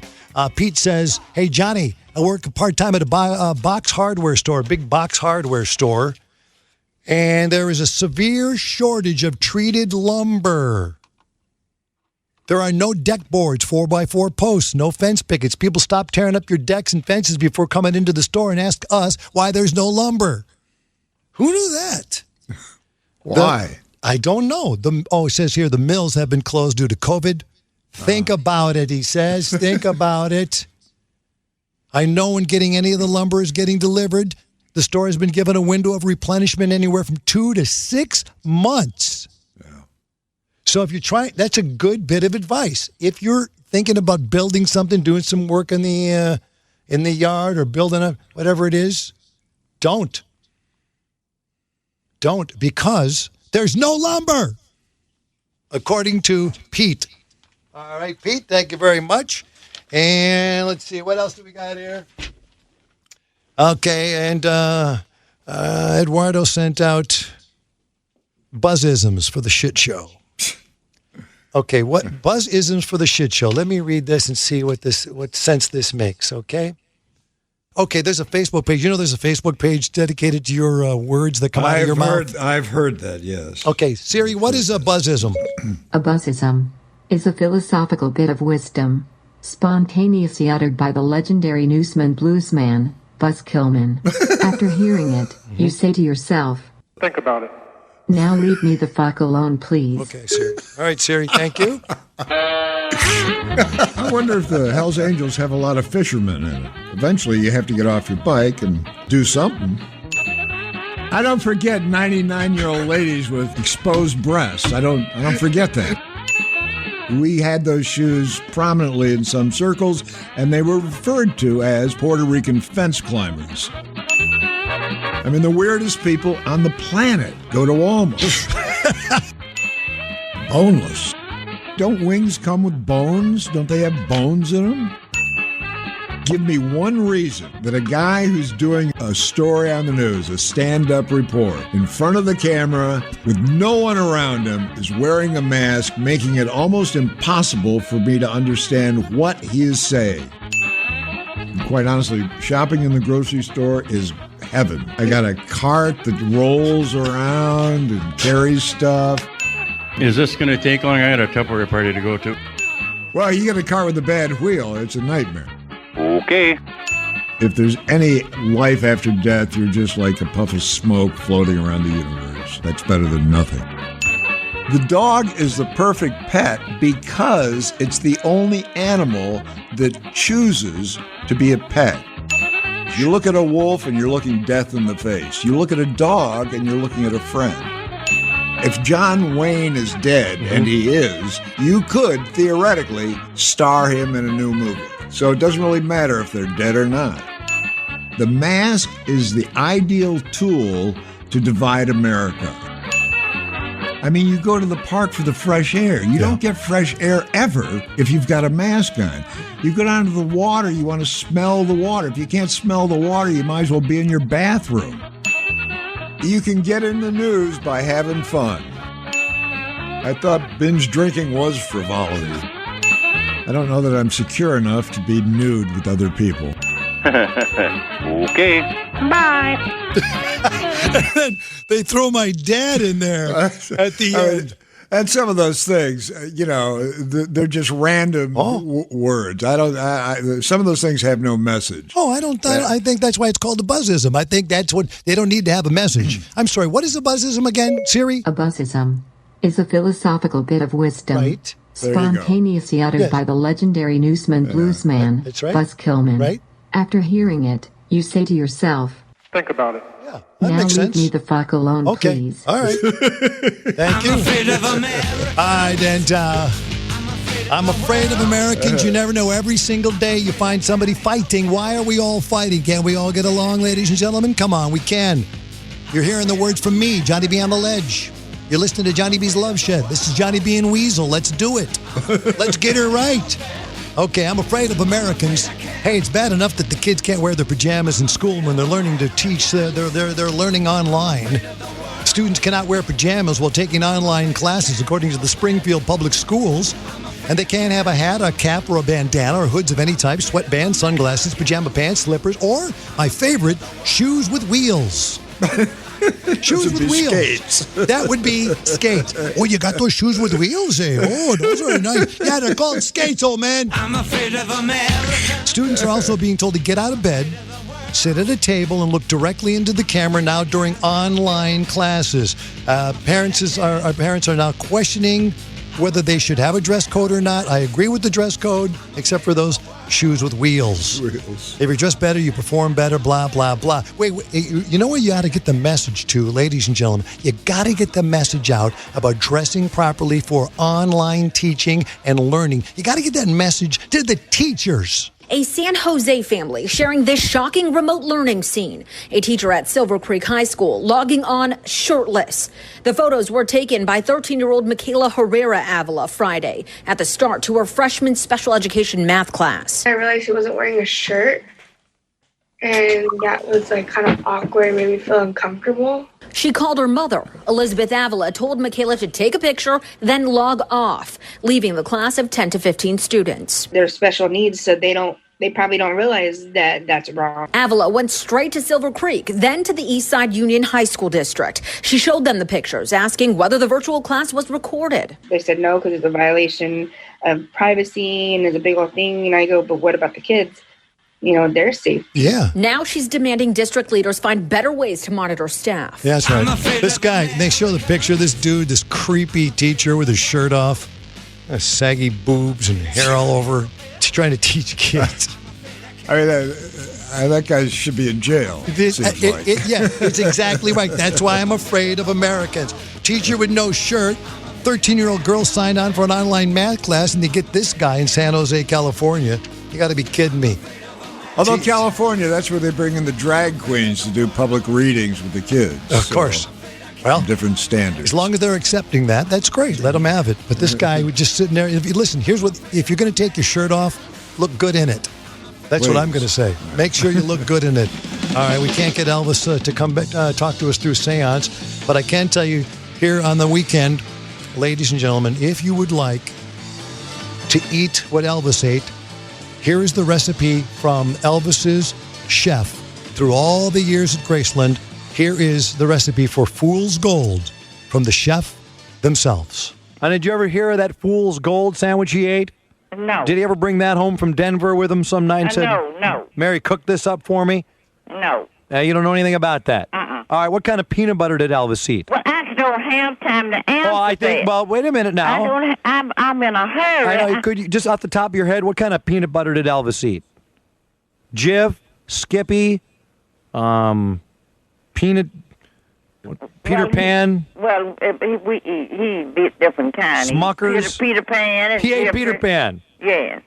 Peter Pan and Jeffrey, yes. Okay, did he eat Peter Pan more than Jiffy? No, I've got to go. I don't have time. I have people here waiting on me. What kind of jelly did he eat? I got to go to... Mary Jenkins. You sure know how to make the friends. Yeah, that's Mary Jenkins. He was going to give us the recipe. She never did give us the recipe. And I remember she was offended by the word jelly. She just said, Elvis didn't eat no jelly. I ain't saw him eat no jelly. I ain't saw him eat no jelly. I ain't saw him eat no jelly. He never ate any jelly. That's right. I've got to go. I know. I got it. Time. I have people here waiting on me. I don't have the time. I'm in the tub, but I'm running late now. I'm trying to get out of here now. Oh, yes, I'm going somewhere. Yeah, I'm going somewhere. I'm going somewhere. So are we. Thanks for listening. That'll do it for this edition of the Jonathan Brandmeier Showcast. Listen to Johnny B streaming and get Showcast episodes on demand at BrandmeierShow.com. You can also get Brandmeier on Apple Podcasts, Spotify, Stitcher, and just about anywhere podcasts can be found.